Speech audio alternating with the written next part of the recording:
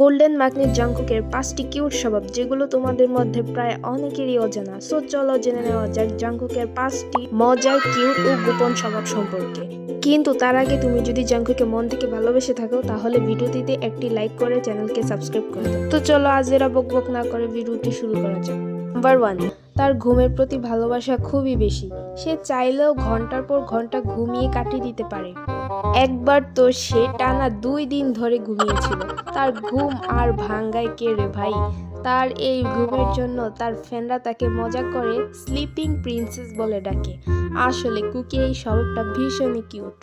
Number 2, আচ্ছা তোমরা কি জানো জাংকুক টম এন্ড জেরি দেখতে খুবই পছন্দ করে। সে ছোটবেলায় টম এন্ড জেরি দেখে ফানি মুহূর্তগুলো খুবই এনজয় করত আর হাসতে হাসতে গড়িয়ে যেত। তো তোমরা কারা কারা আমাদের কুকির মতো টম এন্ড জেরি লাভার অবশ্যই কমেন্টে জানিয়ে দিও। নাম্বার 3, আচ্ছা তোমরা কি জানো জাংকুক ফুড লাভার। কিন্তু এখানে রয়েছে একটি ইন্টারেস্টিং বিষয়, আর সেই ফ্যাক্টটা জানলে তোমরাও হাসতে হাসতে উগান্ডায় চলে যাবে। তো সেই হাস্যকর ফ্যাক্টটি হলো সে অন্যদের খাবার চুরি করে খেতে খুবই পছন্দ করে, বিশেষ করে আমাদের ওয়ার্ল্ড হ্যান্ডসাম জিনু সাহেবের। আর তারপর দুজনের মধ্যে বিশ্বযুদ্ধ শুরু হয়ে যায়, যেটা দেখে বাকি সদস্যরা খুবই মজা করে থাকে।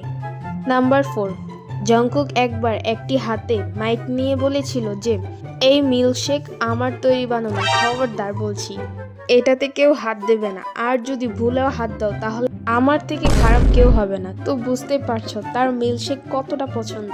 তো তোমরা যারা যারা জাংকুকের ভবিষ্যৎ ওয়াইফ হতে চাও তাদের বলছি ভালোভাবে শুনে নাও।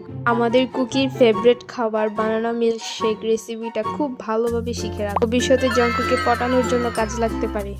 নাম্বার 5, আমাদের ছোট্ট কুকির শিশু সুলভ আচরণ, যেটা অনেকটা ভিয়ের মতন।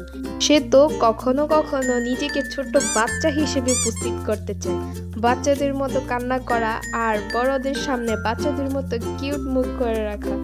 সো এই ছিল জাংকুকের 5টি কিউট স্বভাব। এমন লেগেছে জাংকুকের এই কিউট স্বভাবগুলো অবশ্যই কমেন্ট করে জানিয়ে দিও। ভালো লাগলে ভিডিওটি শেয়ার করে দিও। তো আজ এই পর্যন্তই, দেখা হচ্ছে পরের কোনো নতুন ইন্টারেস্টিং ভিডিও নিয়ে। ততদিনে সবাই ভালো থেকে সুস্থ থেকো। আল্লাহ হাফেজ।